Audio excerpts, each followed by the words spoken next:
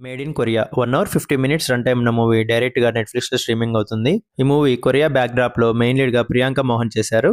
Movie ఎలా ఉందో తెలుసుకుందాం. దానికంటే ముందు చాలా మంది చూస్తున్నారు కానీ సబ్స్క్రైబ్ అయితే చేసుకోవట్లేదండి. కొంచెం సబ్స్క్రైబ్ చేసుకోండి, మాకు కొంచెం సపోర్ట్ ఇచ్చినట్టు ఉంటుంది. మూవీ నాకైతే యావరేజ్ అనిపించింది. ఈ మూవీలో మనకు ఎలాంటి డిఫరెంట్ కాన్సెప్ట్ గానీ, థ్రిల్లింగ్ ఎలిమెంట్స్ గానీ, ట్విస్ట్లు గానీ ఏమీ ఉండవు. మూవీ మొత్తం కూడా ఫ్లాట్ గానే ఉంటుంది. అయినా ఈ మూవీలో మనకి ప్రియాంక గారి పర్ఫార్మెన్స్, అలాగే కొరియన్ యాక్టర్స్ మరియు కొరియా గ్రాండ్ విజువల్స్ మనల్ని మూవీ చూసేలా చేశాయి.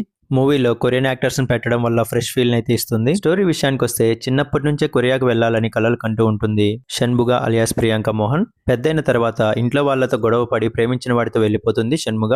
ఆ తర్వాత ఇద్దరు కలిసి కొరియాకు వెళ్లి సెటిల్ అవ్వాలనుకుంటారు. ఆ సమయంలో ప్రేమించిన వాడు తనని మోసం చేయగా తను ఒకటే కొరియాకు వెళ్తుంది. కొరియా వెళ్లిన తర్వాత షణ్ముగ ఎలాంటి పరిస్థితులను ఎదుర్కొన్నది, కొరియాలో తనకు పరిచయమైన వ్యక్తుల వల్ల తన జీవితం ఎలా మారింది, చివరికి తన కుటుంబంతో కలిసిందా లేదా అన్నది remaining story. Movie first half తన చిన్నప్పుడు స్టోరీతో స్టార్ట్ చేసి తర్వాత తన లవ్ స్టోరీ, ఆ తర్వాత ఇద్దరు ఇల్లు వదిలి పారిపోవడం, తను ప్రేమించిన వాడే తనని మోసం చేయడం, ఇలా ఫస్ట్ హాఫ్ మొత్తం రొటీన్ గానే ఉంటుంది. కానీ మూవీ ఎప్పుడైతే కొరియాకి షిఫ్ట్ అవుతుందో అక్కడి నుంచి మూవీ చాలా ఇంట్రెస్టింగ్ గా ఉంటుంది. కొరియన్ యాక్టర్స్ తో పరిచయం, అలాగే కొరియన్ బాంబుతో వచ్చే ప్రతి ఒక్క సీన్ కూడా చాలా బాగా ఆకట్టుకుంటాయి.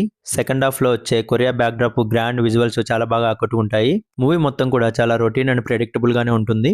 క్లైమాక్స్ కూడా జస్ట్ పర్లేదు అనిపిస్తుంది అంతే.